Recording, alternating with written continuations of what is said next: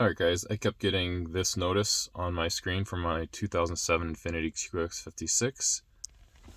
Maintenance notice pit. Couldn't find anything on here how to get rid of it, so this is what you do. Keep hitting the trip button. Keep hitting it. Keep hitting it. Keep hitting it. Now go down to tire rotation. Hit that. Go to reset.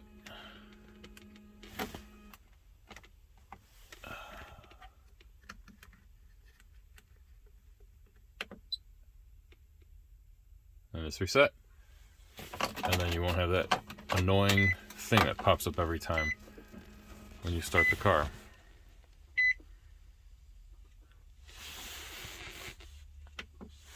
There we go.